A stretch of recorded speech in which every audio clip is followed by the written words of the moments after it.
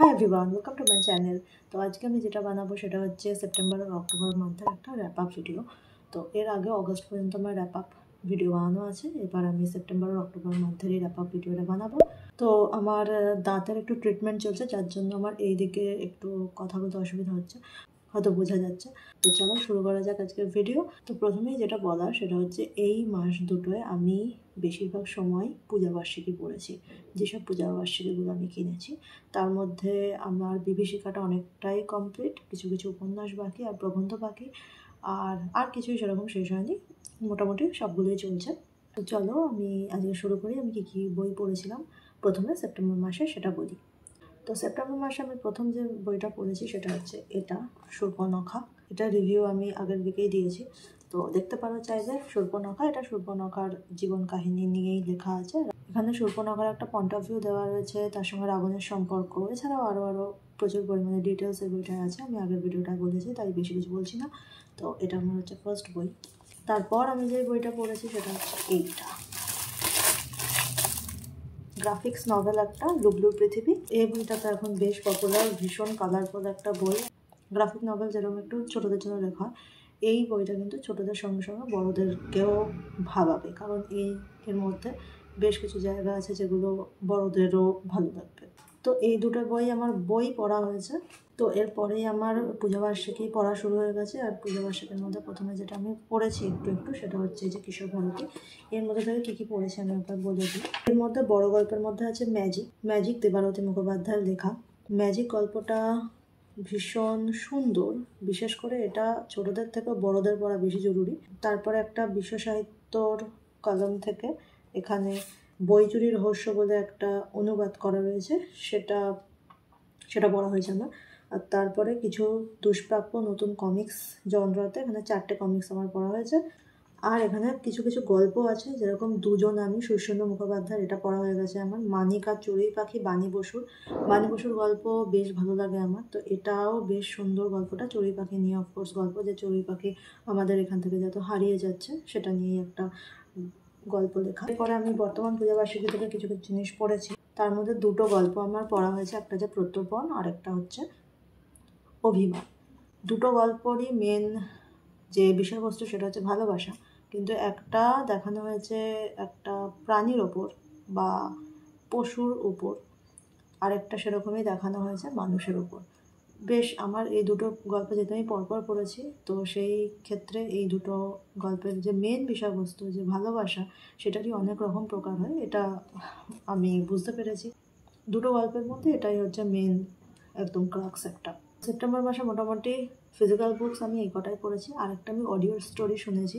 তো audio story আমি খুব একটা শুনি না, আমাকে একজন রেকমেন্ড করে একটা অডিও স্টোরি, তো আমি সেই জন্য একটা অডিও স্টোরি শুনি। সেটা হচ্ছে সায়কা মানের কচু বোনের কানাই। এইটাও বেশ সুন্দর, মানে অ্যাকচুয়ালি দেখে মনে হবে যে একরকম গল্প, কিন্তু অ্যাকচুয়ালি তার আউটপুট অন্যরকম। তো ভীষণ সুন্দর গল্পটা। সেপ্টেম্বর মাসে আমি এই কটা জিনিসই পড়েছি। এবার আমি সোজা চলে যাচ্ছি অক্টোবর মাসে আমি কী কী পড়েছি।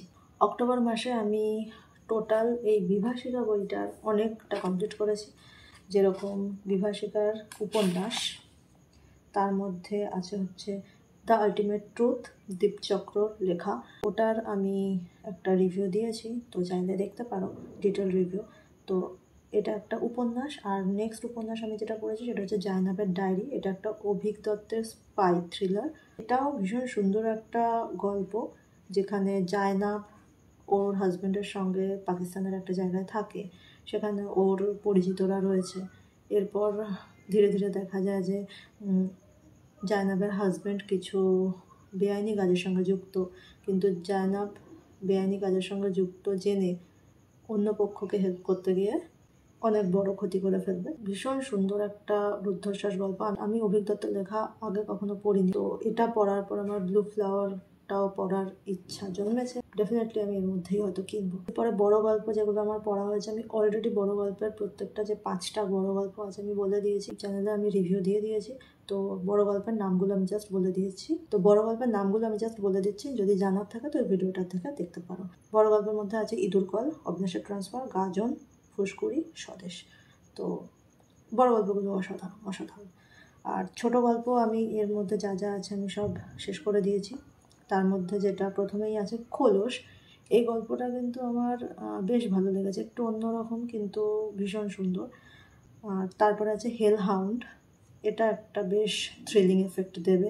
তারপরে যেটা আছে বুনো ফুলের গন্ধ, এই গল্পটা ভয় ভয় গা ছমছম ব্যাপার আছে, একটা প্রতিশোধ নেওয়ার ব্যাপার আছে। যাই হোক, এই গল্পটা বেশ সুন্দর। অশোকের নরককুম্ভ, অশোকের নরককুম্ভ হচ্ছে অশোক যেরকম জীবনের প্রথম দিকটা একটু হত্যা লীলায় মেতে থাকতেন, সেই জায়গাটা নিয়েই অশোকের নরককুম্ভ গল্পটা।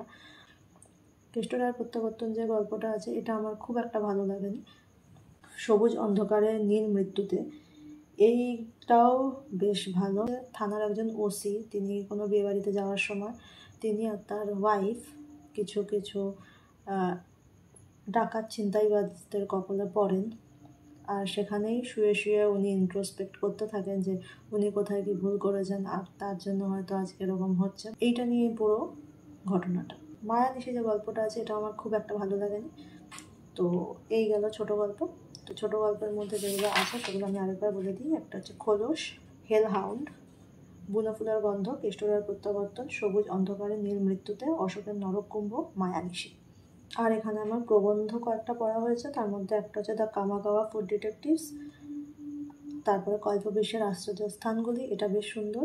ইতিহাসের আলোকে রঘু ডাকাত, রঘু ডাকাত এখন খুব ট্রেন্ডে আছে, তো এইটাও আমি একটু একটু পড়েছি। তবে প্রবন্ধগুলো আমার খুব একটা ভালো করে পড়া হয়নি, একটু একটু পড়েছি। আচ্ছা, অক্টোবরে আমি যে একটা নতুন জিনিস পড়েছি সেটা হচ্ছে এই যে সুখী গৃহকোণের এই সংখ্যাটা, 6টি হাসির গল্প। তো এখান থেকে আমার 4টে গল্প পড়া হয়ে গেছে। তার মধ্যে প্রথমেই আছে জীবনবাবুর সমস্যা, বিপিনের ব্যামো, রাগ বিলাস আর ষষ্ঠীপদ দেশপ্রেম। এই 4টে গল্প আমার পড়া হয়েছে। গল্পগুলো বেশ সুন্দর, বেশ সুন্দর। হাসির গল্প যেরকম হয় সেরকমই বেশ সুন্দর, ভালো লেগেছে পড়তে আমার। এরপরে আজকে হচ্ছে 31 অক্টোবর। আমি একটা উপন্যাস কালকে থেকে পড়া শুরু করেছিলাম, সেটা হচ্ছে বর্তমান পূজাবার্ষিকীটায় প্রকাশিত এক মুঠো সাদা কড়ি। এর আগে আমি 2-1টা জায়গায় দেখলাম যে এই উপন্যাসটার বেশ ভালো রিভিউ আছে, তো কালকে থেকে আমি এই উপন্যাসটা পড়তে শুরু করি। উপন্যাসটা অসাধারণ, অসাধারণ, মানে একদম 5 স্টার দেওয়া যায়। দীনা গঙ্গোপাধ্যায়ের লেখা, আমি আগে পড়িনি। এই গল্পের দুটো যে মেন ক্যারেক্টার, তারা হচ্ছেন একজন বড় মেয়ে, তার নাম কাজললতা, আর সেই বাড়িরই ছোটো মেয়ে, তার নাম পাতা। কাজললতা খুবই সহজ সরল একজন মেয়ে, যে মুখ ফুটে কোনোদিন কিছু চাইতে পারে না, বলতে পারে না। সে জায়গায় পাতা হচ্ছে সেরকমই, যে দিদির যে জিনিসটা পছন্দ ও সে জিনিসটাই চাই। এই স্টোরি লাইনের উপর বেস করে কিন্তু পুরো গল্পটা। মাঝখানের দিকটা যখন আমি পড়ছিলাম মনে হচ্ছিল যে বেশ ভালো লাগছিল, একটা গুড ফিলিং।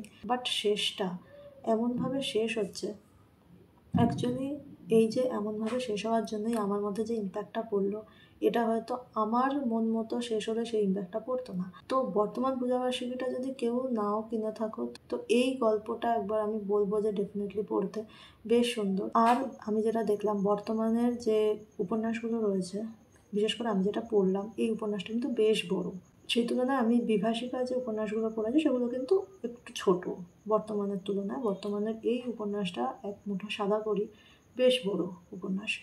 মোটামুটি এই গেল আমার সেপ্টেম্বর আর অক্টোবর র্যাপ আপ।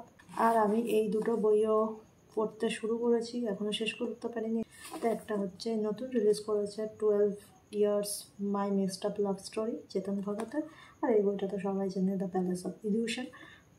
তো আজকে এই পর্যন্ত। এই ভিডিও ভালো লেগে থাকলে like, share, comment and subscribe. দেখা হচ্ছে আমার নেক্সট উইকে, ততক্ষণের জন্য বাই।